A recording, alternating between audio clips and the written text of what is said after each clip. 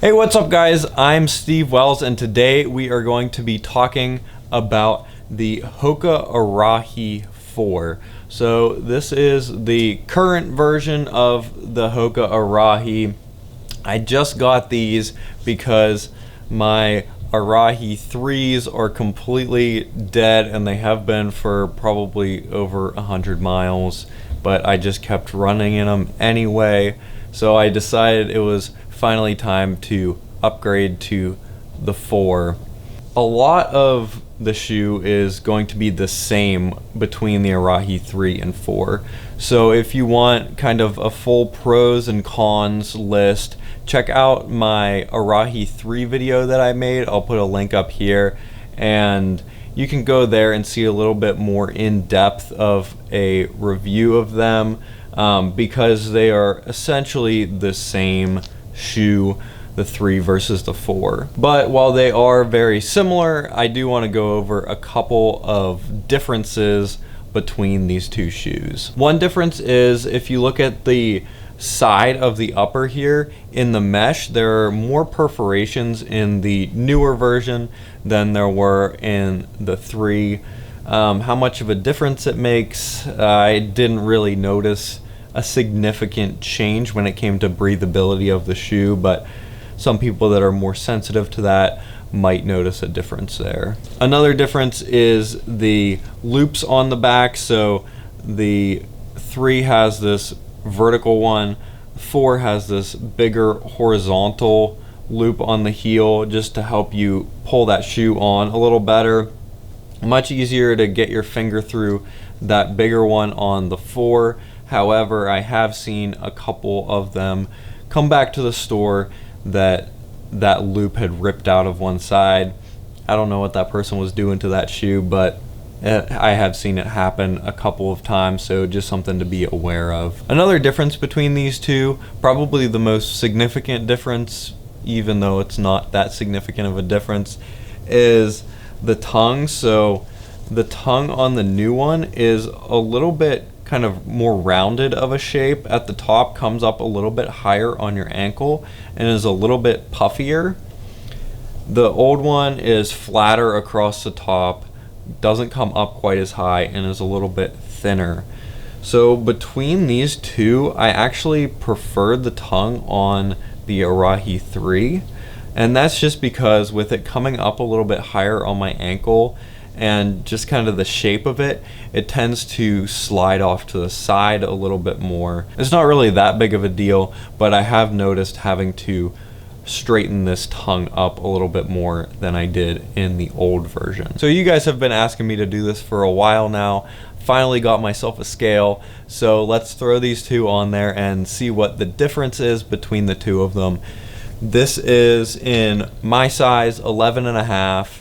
The Arahi 4 weighs 10.2 ounces, and if we throw the Arahi 3 up there, 9.8 ounces. Is that right? I'm gonna try the other ones. So the left one is 9.9 of the 3, 10.1 on the other Arahi 4. They're supposed to weigh the same, but what I'm guessing is just with the wear on the outsole of this one, I've just kind of worn off that much weight in material over the last 600 miles of wearing this shoe. But they should, if we had a new pair of Arahi 3s, weigh the same in theory. So these two shoes are very similar, pretty much the same shoe as far as I'm concerned, and I'm not mad about that. I was really happy with my Arahi 3s. I've been wearing it primarily for long runs, but then it kind of spilled over into my other runs during the week, and I ended up actually wearing it way more than I expected to. What I love about this shoe is that it's cushioned enough for your longer runs, but still lightweight and kind of fast enough feeling for going a little bit quicker in it. So even over 500 miles, I did a 30-mile run in the Arahi 3s just because it was the most comfortable out of any of my shoes, even with that many miles on it, and that's with 500 some miles on it, and this new pair feels way better. I did not realize how worn out these were. So with how well these held up for me, with how many great miles I got out of them, I'm excited to do more miles in the Arahi 4, and I'm happy that they didn't change it too much. The one thing that I really wanted to see in the 4 that was a big problem for me in the 3 is the outsole here.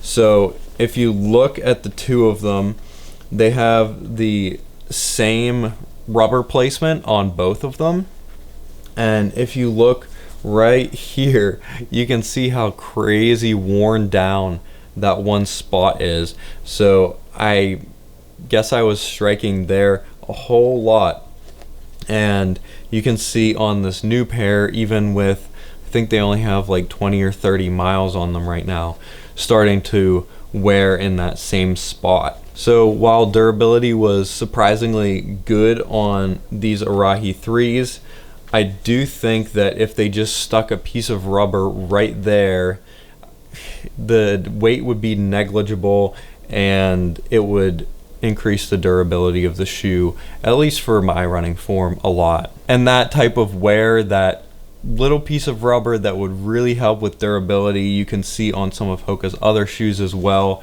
These are my Rincons right here, and you can see wearing in that same place just outside of the rubber. So if they just stuck a piece right there, it would be perfect. And while I do think that would increase the durability a lot, I really can't complain too much about the durability of this shoe, because I did get 600 miles out of this Arahi 3 and hopefully get just as many miles out of the 4. This one did start feeling pretty dead at probably 450, 500 miles.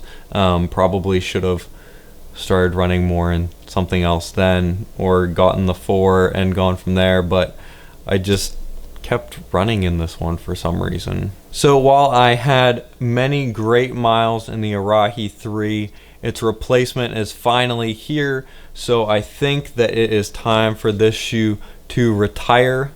So if you would please just join me in a moment of silence in honor of the Arahi 3s.